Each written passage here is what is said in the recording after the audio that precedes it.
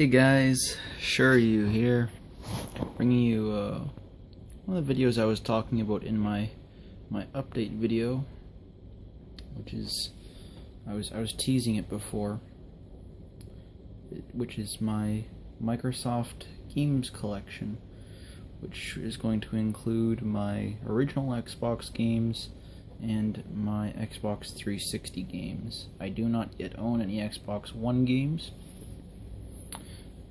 but when I get them, they will have their own feature, which I'll elaborate more on in the future.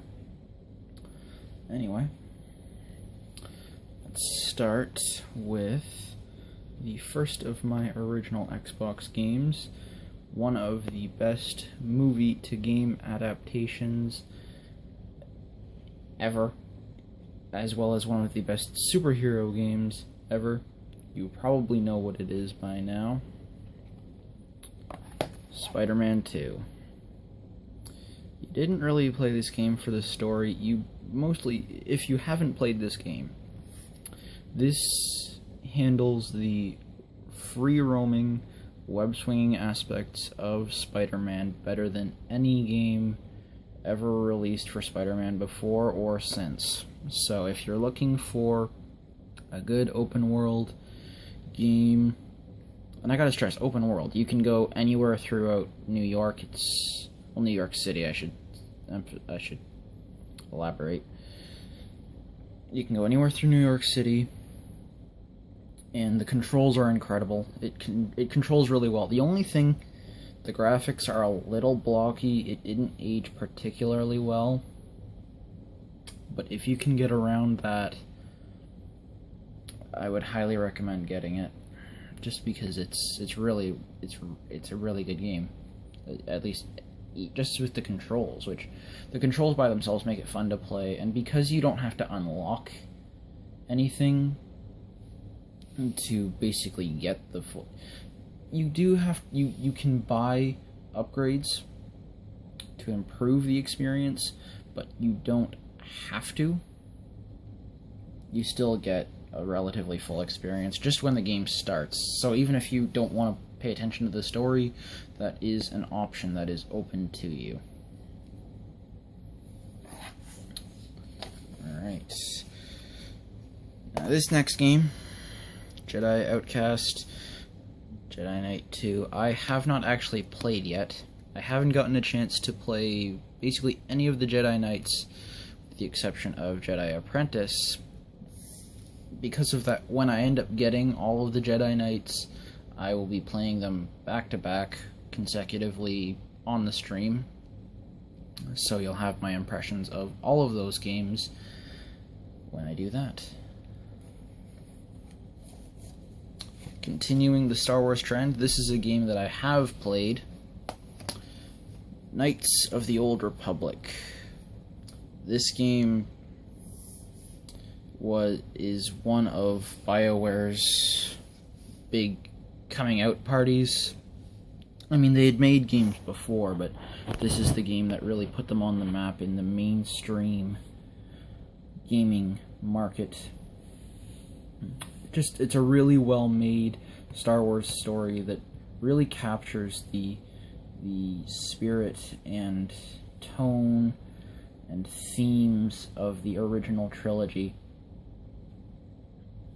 Does that really well, and it's a really cool experience that I would highly recommend to anyone who has not yet had the chance to experience it.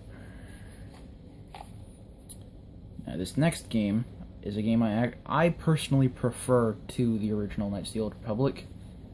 I know a lot of people are going to disagree with me on this.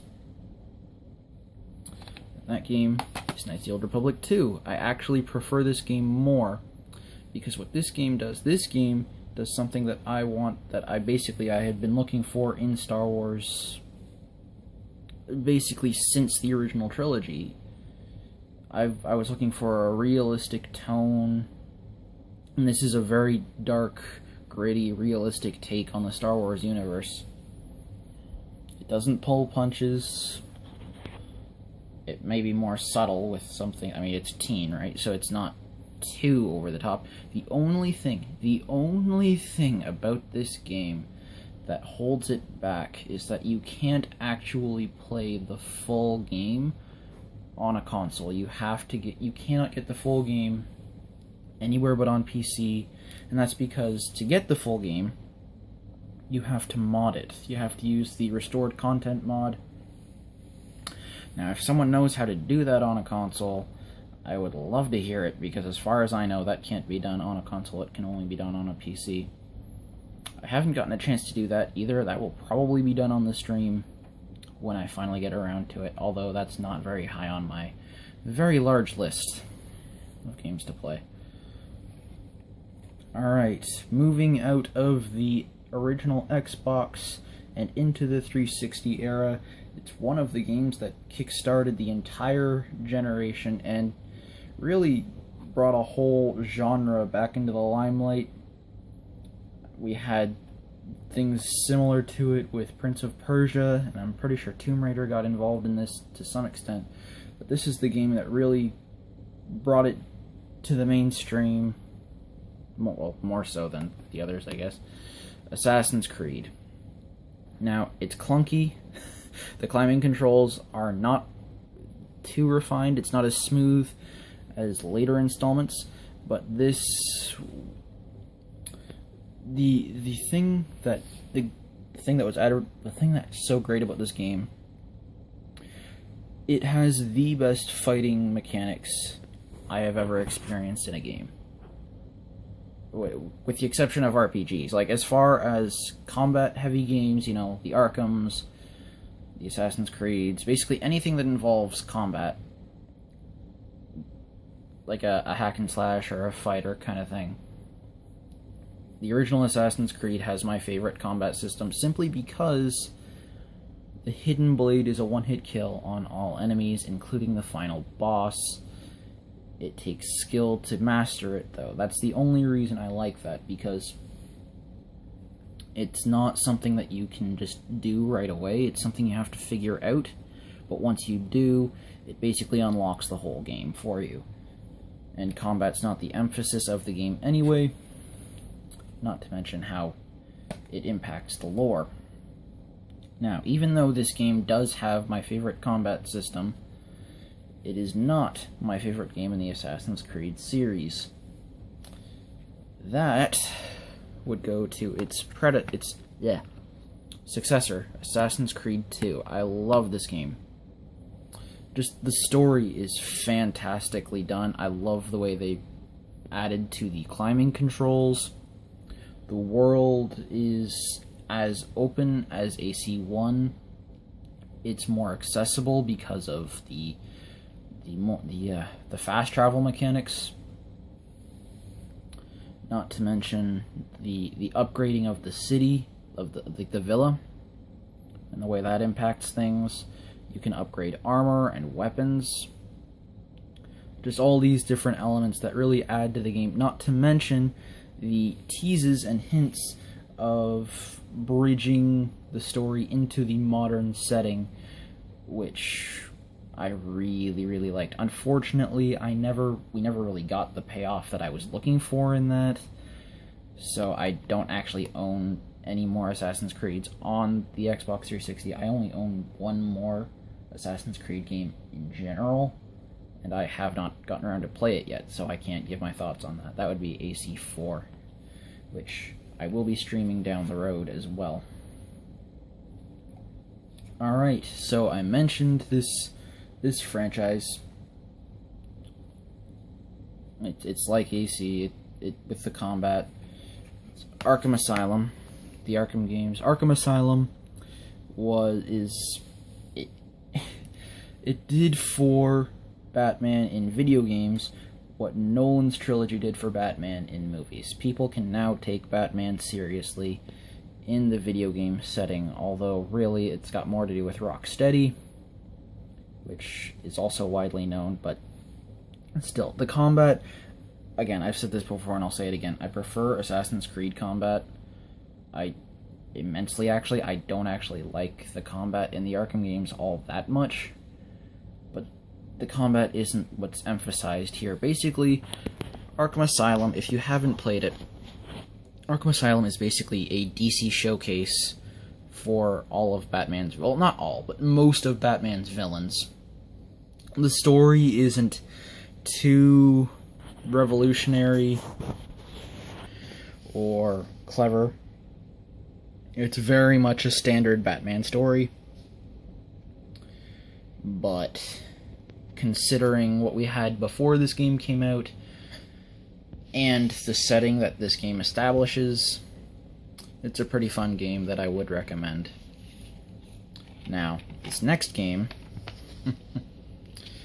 take everything that I said about the lack of story in Arkham Asylum and throw it out the window, because in this game, Arkham City,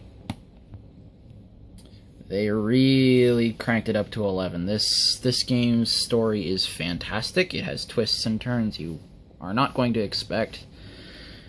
It also has a boss fight that is going to make this game just not streamable, because, yeah, I'm not going to stream the Mr. Freeze boss fight. I can't stand that fight. But other than that one fight, I love this game phenomenally. It's one of the best superhero games I have ever played. Second only to Infamous 1. Alright, moving away from the more beat-em-up Metroidvania style games, and into a more modern, well, more recent genre, first-person shooters with Modern Warfare. Another fantastic game. Now,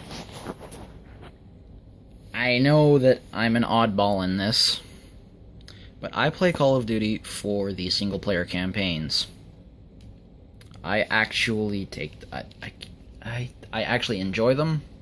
I do not see them as popcorn action things that you can't take too seriously, with some exceptions. Now, recently, that is absolutely the case, but with a few of the earlier, well, most of the early, basically every Call of Duty game from Black Ops, from this game to Black Ops, basically, I really enjoyed the stories. And this one really, it's a good entry point to the series. It does a really good job at showcasing a realistic, just the dynamic with the team. It does a really good job at showcasing that, and it feels very grounded and believable and realistic. And yeah, it's really fun. Not to mention the multiplayer. This game features my favorite first-person shooter multiplayer map ever, which would be Shipment. Ironically enough, I don't actually play with guns on that map. I play with knives only. But anyway, moving on from Modern Warfare 1 to Modern Warfare 2. As far as story goes, this one takes everything that Modern Warfare 1 had and brings it up a whole other level. Modern Warfare 2 was more personal. It carried over the story of the characters in Modern Warfare 1, which were already really relatable characters because of the realistic setting. And much like Assassin's Creed 2, it ended with a really big tease for what was to come, and then what came after let me down, which is why you are not going to see Modern Warfare 3 in my collection, because I don't like Modern Warfare 3. Maybe I'll end up making a video for the whole Call of Duty situation down the road. I'm not entirely sure. Right now, I've got a bunch of other videos to take care of, so maybe down the road. Now, that being said, I may not like Modern Warfare 3, but there are other Call of Duties I like, including World at War. I do like World at War. I like the characters, I like the believable setting. I know there are people who don't like this game. One thing that I will say about this game that I really like, more so than the other games that Treyarch... Was it Treyarch that made this one? The one not made by Infinity Ward, that I like about this one that the others tried to emulate and, in my opinion, did not succeed in, was the zombie mode. The only zombie mode I have actually enjoyed in a game is the default map in World at War. I don't need anything beyond that to experience everything that I'd be looking for in a zombie mode. The last Call of Duty in my collection is Call of Duty Black Ops. The only reason that I have this game, I don't really care for the multiplayer at all. The only reason I have this game is for the story. This is the only reason I have it. I mean, there's some cool things in the multiplayer modes, but ultimately the story... This is the only story from Call of Duty that I would say is actually better on repeat playings. It has a twist. I'm not going to spoil what it is, but if you know what it is, and you haven't played the game since, I would recommend going back and playing it again, because you're going to enjoy it even more than you did the first time around. Alright, moving back to BioWare. We got Dragon Age Origins. This game, while I personally am not a huge Dragon Age Origins fan, I can acknowledge that it is very well made. The setting is very detailed. Honestly, it almost feels as diverse and vast as the Tolkienverse, to be honest. Not quite as large. Maybe to the extent of Chronicles of Narnia, I would say. It's a vast, rich setting, and it does a really good job at capturing a really epic fantasy story. Now, I talked a little bit about Call of Duty's not being popcorn games. There is one popcorn game on here. Well, I guess there's probably more than that, but this one in particular is a popcorn game that I enjoy, but I can acknowledge that it is a flawed, rushed game. That would be Dragon Age 2. I like it. I like the combat system. I actually like the characters in the party for the most part. With the exception of Anders. I don't like Anders at all. And for those of you who've played the game, you probably know why. But ultimately, I like the game. I'll probably end up playing it again at some point. I thoroughly enjoyed it, and it actually made me reset the game once. There was only one choice that I made that I did not like, to the point where I felt I had to reset. But that did happen once, so there is that. Now, this next game is actually two games, but I bought it specifically because it featured a remake of one of my favorite fighting games from the previous era, specifically on the PlayStation 2. That's the Budokai HD Collection. I got it for Budokai 3. This game is one of the best anime ports, like an anime adaptation to a game I have ever seen. The combat is fantastic. The multiplayer is amazing. The character diversity, it isn't just vast. It doesn't just say, let's get a lot of characters and just go to town on that. It actually has different characters. They don't just have different colors and call them different characters like that. No, there's actually a very diverse cast, not to mention multiple story modes. So yeah, if you have not gotten a chance to play Budokai 3, if you have played it on the PS2 and you didn't know about this collection, yeah, it exists. You probably want to pick it up now, and if you haven't gotten a chance to play it at all, and you're a Dragon Ball Z fan, or an anime fan, or just a fighting game fan in general, I would highly recommend picking it up. I haven't had too much exposure with Budokai 1 in the HD collection. I played a little bit of it back in the day on the GameCube, but other than that, actually I played it quite extensively, but I don't remember it too much. But Budokai 3 is the reason you want to pick this up, for sure. Now, this next game, one of my all-time favorites, by far and large. It's a Bethesda Studios game. Elder Scrolls 4 Oblivion. I love this game. I prefer it to Skyrim. I do. I prefer Oblivion to Skyrim. That's probably not going to be a very popular opinion, but the story was original. The voice acting was... It had a bunch of A-listers, for one, which was nice. You had Sean Bean and Patrick Stewart, just to give you an idea. I think Christopher Lee was involved as well, among others. So you had a really good story. You had really good controls. This is the only game I have ever played where it has encouraged me to do stealth and archery at the same time. I am not good at either of these things. I'm usually terrible at either one. In Oblivion, it's the only way I'll play because it's so fun. It's so easy, and easy is the wrong word. I don't even know how to describe it, but it is really fun. Now, Skyrim is one of the few games in my 360 collection I don't actually know how long I will be keeping this game. The only reason that I know I'm keeping it for the foreseeable future is because I haven't actually played the DLCs yet. I own all the DLCs, I just haven't got a chance to play them. When I do, it'll probably be on the stream. Other than that, the story is relatively generic. The graphics are so realistic, they're boring. They seem really dry. I don't enjoy Skyrim all that much. Unfortunate, but true.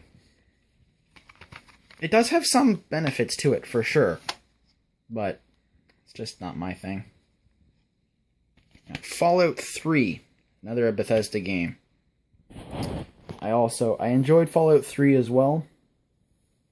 Now, the story wasn't as personal as I would have liked, but the way that it lets you impact the setting, do things like the Galaxy News radio quest, or just a lot of the quests in this game revolve around benefiting the world, which certainly has its own appeal for sure, and I do enjoy the game quite significantly, actually, which is why it's here. I have not yet played through the DLCs for this game either. I own them. It's on my list of things to do, but again, it's pretty far down the list. I'll get to it eventually, probably during a break between games, actually. Now, this next game, Fallout New Vegas. Fallout New Vegas has a much more personal story, and I can't actually say too much about it because I have not played it. I know enough to know that it's much more personal. It's much more focused on your character and your character's relationships with other characters. And I definitely plan on getting the DLCs for the game, so that when I play the game, probably on the stream, I will be playing them with the DLCs, and I'll be playing the DLCs in order, because that's the best way to play Lonesome Road. If you've played Lonesome Road, you know what I'm talking about.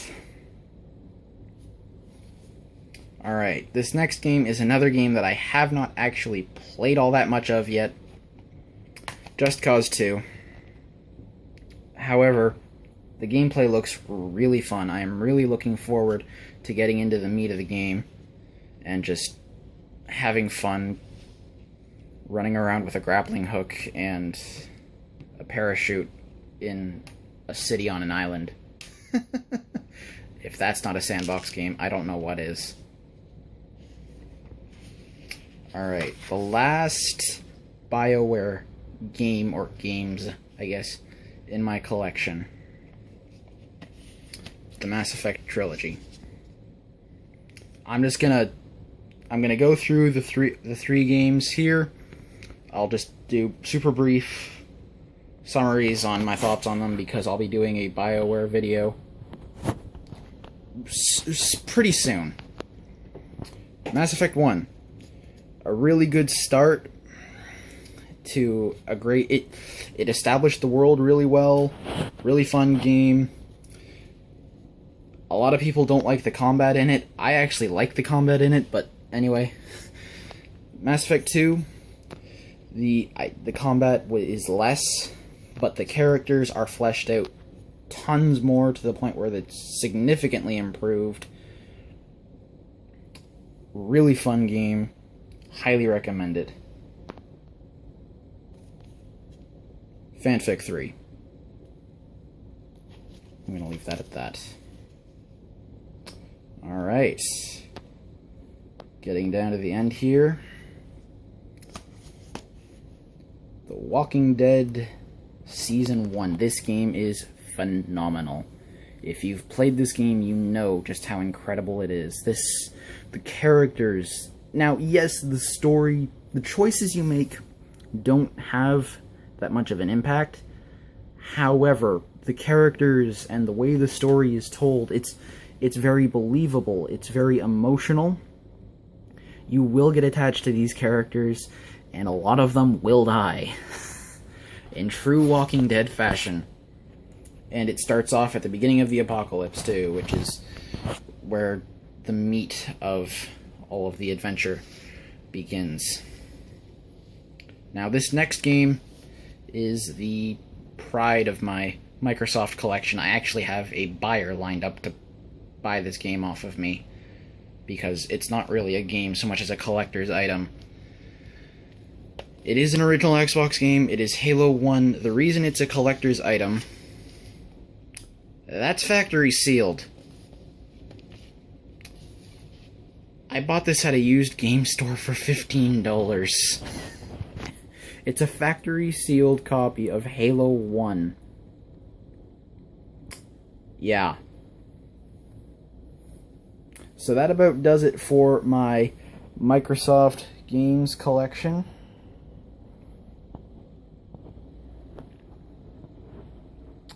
Hope you enjoyed. Stay tuned for my Sony and Nintendo collections respectively, as well as my live streams and my discussion videos. And again, if you have any suggestions for topics for me to discuss and look into, let me know in the comments. If you like my video, please give it a like, subscribe to the channel. It helps a lot, it really does. I like to know what you guys want to see so that I can give you what you're looking for. Alright? So I'll see you next time.